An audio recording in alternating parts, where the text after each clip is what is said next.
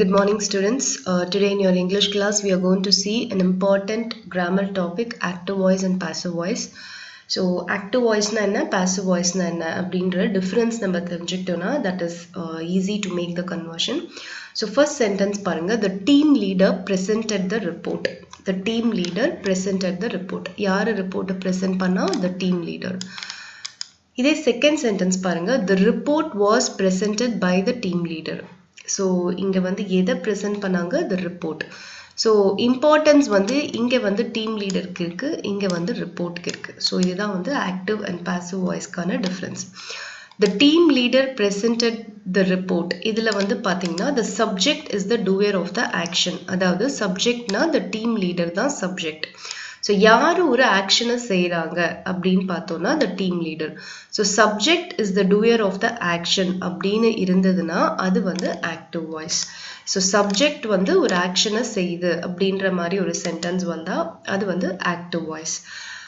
இதே வந்து the subject is not the doer of the action அப்படின்னு இருந்ததுன்னா அது passive voice. For example, இந்த second sentenceல உங்களுக்கு வந்து subject வந்து the report. So இந்த report அப்படின்றது வந்து பாத்தீங்கன்னா ஆக்ஷனை செய்துதா அப்படின்னு கேட்டா இல்ல, ரிப்போர்ட்டை தான் டீம் லீடர் பிரசன்ட் பண்ணாரே தவிர ரிப்போர்ட் வந்து எந்த ஆக்ஷனையும் செய்யல. ஸோ ஒரு சென்டென்ஸை படிக்கும்போது சப்ஜெக்ட் வந்து ஒரு ஆக்ஷனை செஞ்சா அது ஆக்டிவ் வாய்ஸ், சப்ஜெக்ட் ஒரு ஆக்ஷனை செய்யலைன்னா அது பாசிவ் வாய்ஸ். இதுதான் வந்து major difference.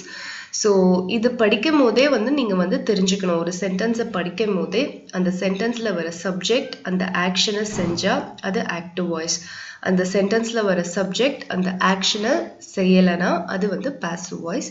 Normally passive voice வந்து பை வரும், ஸோ அதை வச்சு நீங்கள் வந்து பாசிவ் வாய்ஸ் தெரிஞ்சுக்கலாம். சம்டைம்ஸ் பை வராமல் ஹிடனாக கூட வரலாம். ஸோ அதை நம்ம எக்ஸாம்பிள்ஸ் பார்க்கும்போது உங்களுக்கு தெரியும். ஸோ பாசிவ் வாய்ஸ் எங்கெங்கெல்லாம் யூஸ் பண்ணுறது அப்படின்றதா இங்கே கொடுத்துருக்காங்க. The focus is on the action rather than the doer of the action. So doer யார் ஒரு ஆக்ஷனை செய்கிறாங்களோ அவங்கள விட்டுட்டு அந்த ஃபோக்கஸ் வந்து ஆக்ஷனை பொறுத்து இருந்ததுன்னா அப்போ நம்ம பாசிவ் வாய்ஸ் யூஸ் பண்ணுறோம்.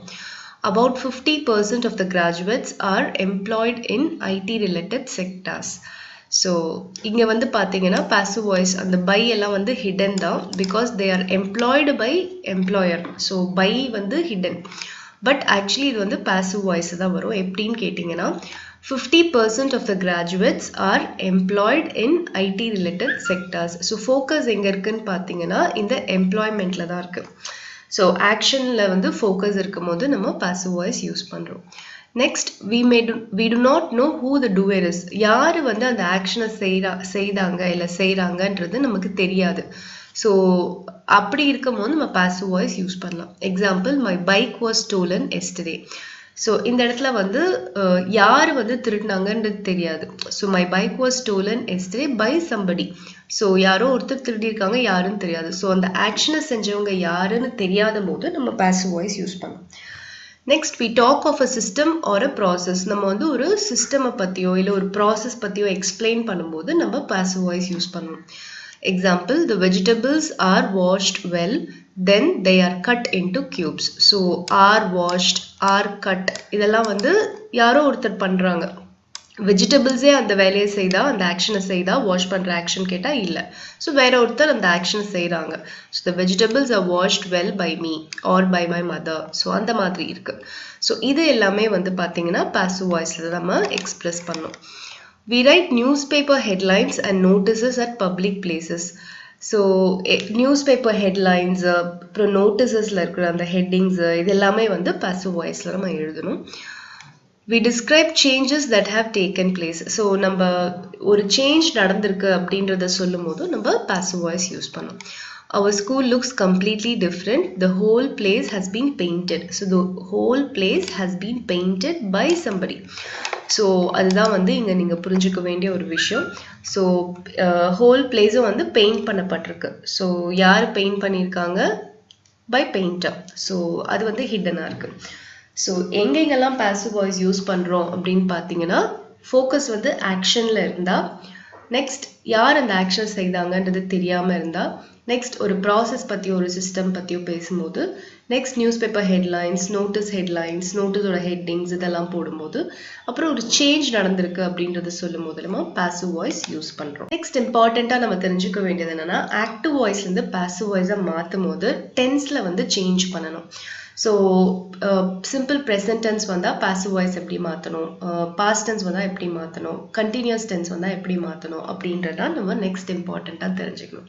ஃபர்ஸ்ட் வந்து ஆக்டிவ் வாய்ஸ்னா என்ன, பாசிவ் வாய்ஸ்னா என்ன, அந்த டிஃப்ரென்ஸ் தெரிஞ்சுக்கணும். நெக்ஸ்ட் வந்து what are the changes to make when converting an active voice into a passive voice, அதுதான் நம்ம இப்போ பார்க்க போகிறோம். ஸோ சிம்பிள் ப்ரெசன்ட் டென்ஸில் ஆக்டிவ் வாய்ஸ் வரும்போது எப்படி இருக்கும்னு பாருங்கள். He makes coffee. அதே வந்து பாசிவ் வாய்ஸில் வரும்போது coffee is made by him. So இங்கே இருக்கிற அந்த காஃபியை வந்து ஃப்ரண்ட்டில் போட்டுடணும். காஃபி மேக்ஸ் அப்படின்றது சிம்பிள் ப்ரெசன்ட் டென்ஸ். ஸோ அது வந்து பாசிவாக மாறும்போது இஸ் மேட் அப்படின்னு சொல்லி வரணும், பை ஹிம். ஸோ அந்த மாதிரி நம்ம பாசிவ் வாய்ஸாக கன்வெர்ட் பண்ணோம். இதே ப்ரெசன்ட் கண்டினியூஸ் டென்ஸாக வந்ததுன்னா இஸ் மேக்கிங் வரும்போது is being made by him அப்படின்னு சொல்லி போடணும். ஸோ நீங்கள் வந்து ப்ரெசன்ட் டென்ஸில் வந்து முக்கியமாக ஞாபகம் வச்சுக்க வேண்டியது என்னென்னா இஸ் கண்டிப்பாக போடணும், ப்ளூரல் சப்ஜெக்டாக இருந்தால் ஆர் போடணும், and then third form of the verb use பண்ணணும். அதே மாதிரி கண்டினியூஸ் டென்ஸில் வந்து இஸ் போட்டுட்டு மேக்கிங் அப்படின்னு இருக்க அந்த கண்டினியூஸை எடுத்துட்டு பீயிங் போட்டுட்டு third form of the verb use பண்ணணும். நெக்ஸ்ட் ப்ரெசன்ட் பர்ஃபெக்ட் டென்ஸில் வந்து ஹேஸ் மேட் வரும். ஸோ அதை பாசிவாக மாற்றும் போது ஹேஸ் பீன் மேடுன்னு சொல்லி போடணும். ஜஸ்ட் பீன், பிஇஇஎன் மட்டும் இன்ட்ரடியூஸ் பண்ணணும். நெக்ஸ்ட் சிம்பிள் பாஸ்ட் டென்ஸ் வந்து ஹீ மேட் காஃபி. மேட் வரும்போது வாஸ் மேட் அப்படின்னு போடணும். இதே ப்ளூரல் சப்ஜெக்டாக இருந்தால் WERE, வேர் மேட் அப்படின்னு சொல்லி போடணும். He was making coffee. Past continuous tense வரும்போது was being made போடணும். அதே மாதிரி plural subject வந்தால் were போடணும். Past perfect tense had made வரும்போது had been made போடணும். Simple future will make வரும்போது will be made அப்படின்னு சொல்லி எழுதணும். Future perfect tense will have made வரும்போது will have been made அப்படின்னு சொல்லி போடணும். ஸோ இந்த டேபிளை வந்து கண்டிப்பாக நீங்கள் நல்லா உங்களுக்கு வந்து மெமரைஸ் ஆகிற வரைக்கும், நல்லா உங்களுக்கு தெரிகிற வரைக்கும் நல்லா வந்து படிக்கணும். So simple present tense active voice வந்தால் பாசிவ் வாய்ஸ் எப்படி, ஏன்னா ஒரு ஆக்டிவ் வாய்ஸை பாசிவ் வாய்ஸாக கன்வெர்ட் பண்ணும்போது அந்த டென்ஸ் சேஞ்ச் பண்ணுறது தான் ரொம்ப ரொம்ப இம்பார்ட்டண்ட். மற்றதெல்லாம் நீங்கள் பண்ணிடுவீங்க, ஆப்ஜெக்டை வந்து சப்ஜெக்டாக போடுறது இதெல்லாம் நீங்கள் பண்ணிடுவீங்க. ஸோ ஹீ மேக்ஸ் காஃபி அப்படின்றதுல ஹீன்றது தான் doer of the action. So அதை பாசிவாக மாற்றும் போது ஹீ வந்து பின்னால் போயிடணும், காஃபி பின்னால் இருக்கிற ஆப்ஜெக்ட் வந்து முன்னால் வந்துடணும். So coffee is made by him. அதே மாதிரி தான் எல்லா சென்டென்ஸும் நீங்கள் மாற்றணும், ப்ளஸ் டென்ஸை வந்து மாற்றணும். ஸோ இதுதான் வந்து இம்பார்ட்டண்ட்டாக நீங்கள் ஆக்டிவ் அண்ட் பாசிவ் வாய்ஸில் தெரிஞ்சுக்க வேண்டியது. நெக்ஸ்ட் எக்ஸசைஸ் பாருங்க. Convert the following active sentences into passive sentences by supplying an appropriate passive verb form. So she will not recognize us. இது வந்து active voice. She will not recognize us. So இதை பாசிவா மாற்றும் போது us அப்படின்றது ஃப்ரண்ட்ல வந்துடணும். So வியா மாறிடும். We will not be recognized by her. So will not recognize அப்படிங்கிறது வந்து பார்த்தீங்கன்னா future tense, simple future tense. So அப்படி வரும்போது நம்ம பாசிவாக மாற்றும் போது will not be recognized அப்படின்னு சொல்லி மாற்றணும்.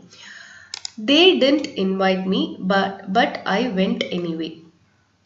So they didn't invite me, but I went anyway. So they did not invite me அப்படின்றத தான் நம்ம இப்போ மாற்றணும். ஸோ மீன்றது வந்து ஃப்ரண்ட்டில் வரும்போது ஐ ஆகிடும். ஸோ இங்கே டிட் நாட் இன்வைட் அப்படின்றது பாஸ்ட் டென்ஸில் இருக்குது. ஸோ அதை வந்து நம்ம மாற்றி எழுதும்போது I was not invited but I went anyway அப்படின்னு சொல்லி நீங்கள் மாற்றி எழுதணும். நெக்ஸ்ட் வந்து தே broke up the table for firewood. So இதை வந்து மாற்றி எழுதும்போது இங்கே வந்து பார்த்தீங்கன்னா they broke up the table தான் ஆப்ஜெக்ட். ஸோ அதை வந்து அதுதான் வந்து பாசிவ் வாய்ஸை மாற்றும் போது ஃப்ரண்ட்டில் வரணும். So the table was broken up for firewood அப்படின்னு சொல்லி மாற்றி எழுதணும். பிகாஸ் broke அப்படின்றது வந்து past tense. ஸோ அதை மாற்றி எழுதும்போது was broken up அப்படின்னு சொல்லி எழுதணும். Next, she has won the first prize. So இங்கே வந்து has won அப்படின்னு இருக்கு. ஸோ present perfect tenseல இருக்கு. So the first prize has been won by her அப்படின்னு சொல்லி நம்ம மாற்றி எழுதணும். நெக்ஸ்ட் வந்து a friend of mine is repairing the car. So the car is being repaired by a friend of mine. Is repairing அப்படின்றது continuous tense, present continuous tense. So அதை மாற்றி எழுதும்போது is being repaired அப்படின்னு சொல்லி நீங்கள் எழுதணும். Begin the work tomorrow.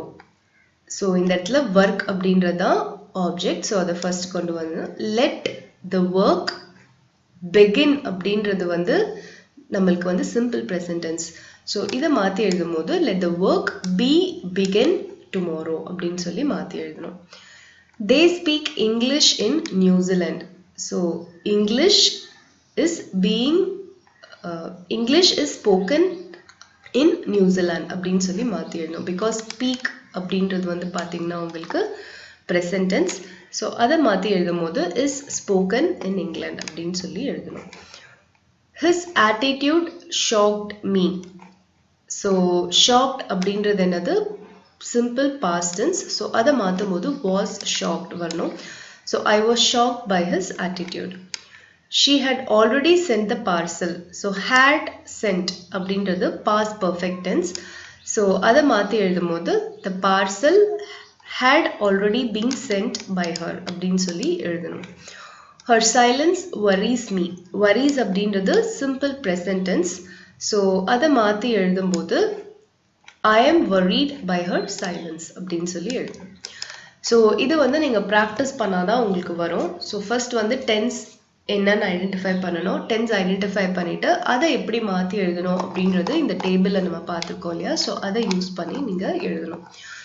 So next, see exercise is very easy. Match the following active voice sentences with passive voice. So I will never forget this experience. This experience will never be forgotten by me. So over active voice and passive voice நீங்க படிக்கும் போதும் அதில் என்ன tense இருக்கு அதை எப்படி வந்து modify பண்ணி எழுதியிருக்காங்க அப்படின்றத நீங்க நோட் பண்ணணும். அப்படி பண்ணதான் உங்களுக்கு அது ப்ராக்டிஸ் ஆகும். Mother made a cake yesterday. A cake was made by my mother yesterday. So இந்த இடத்துல will never forget, will never be forgotten. So இது வந்து future tense. So அது போடும்போது will never be forgotten போட்டிருக்காங்க. இந்த இடத்துல made is simple past tense. So அதை மாற்றும் போது was made அப்படின்னு போடணும். Have you finished the report?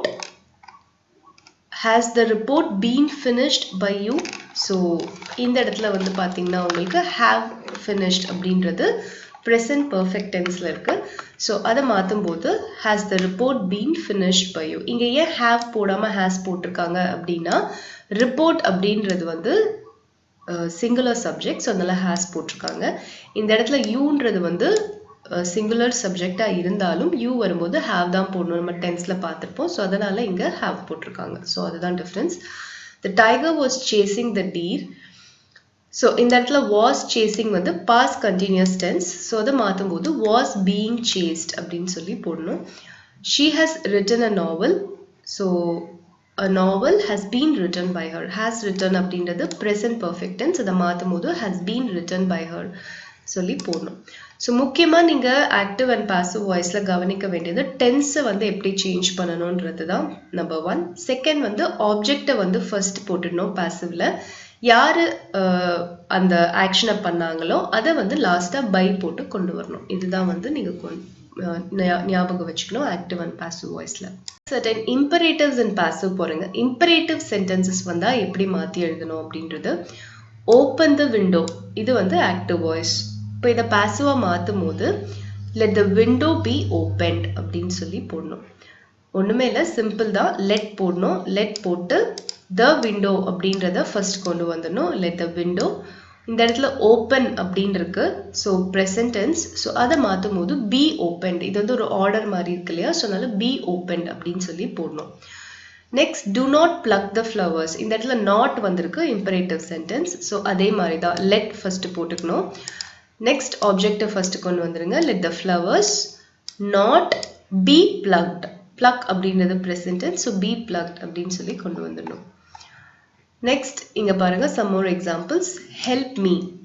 you are requested to help me. பாசிவா மாற்றும் போது you are requested to help me. இந்த இடத்துல by எல்லாம் வராது, ஆனாலும் வந்து இது passiveல தான் இருக்கு because நீங்க இந்த tense பார்க்கும்போதே தெரியும் are requested அப்படின்னு வருது.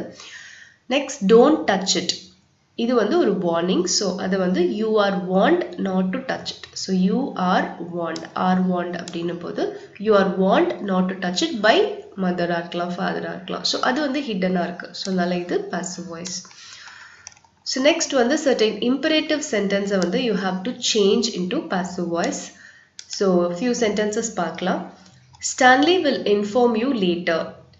So அப்போ நம்ம என்ன பண்ணோம், you first கொண்டு வரணும். You will be informed by Stanley later அப்படின்னு சொல்லி மாத்தி எழுதணும்.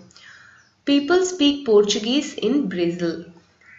So அப்போ நம்ம என்ன எழுதணும், Portuguese is spoken by people in Brazil. So my grandfather built this house in 1943. So this house was built by my grandfather in 1943. Do not hurt the animals. Let the animals not be hurt. You must not drop litter in the streets. So இது வந்து நீங்க you must not drop litter in the streets அப்படின்னும் போது இது வந்து ஒரு order மாதிரி இருக்கு. So you are requested not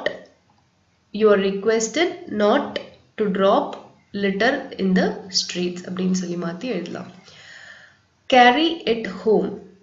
Let it be carried to home அப்படி மாத்தி எழுதணும். They are decorating the wall. So are decorating வந்திருக்கு. So the wall is being decorated by them. So they இருக்கும்போது plural subject, so are வரணும். But the wall subjectல வரும்போது அது வந்து singular, so அதனால the wall is being decorated by them ன்னு மாத்தணும், is போடணும். He has already mended the TV set. The TV set has already been mended by him அப்படின்னு சொல்லி மாத்தி எழுதணும். So practice பண்ணுங்க some more sentences. நிறைய sentences வந்து active sentences எடுத்து அதை passive மாத்தி நீங்க வந்து try பண்ணாதான் உங்களுக்கு வந்து ஈஸியா வந்து மாத்த முடியும். So first rules வந்து clear-ஆ புரிஞ்சுக்கோங்க, படிச்சுக்கோங்க, தெரிஞ்சுக்கோங்க, மைண்ட ஞாபகம் வச்சுக்கோங்க, and then attempt பண்ணுங்க sentence வந்து convert பண்றதுக்கு. Then உங்களால ஈஸியா active and passive voice பண்ண முடியும். So practice பண்ணுங்க. ஏதாவது doubts இருந்தா comment பண்ணுங்க. I'll clarify your doubts, and thank you for watching this video.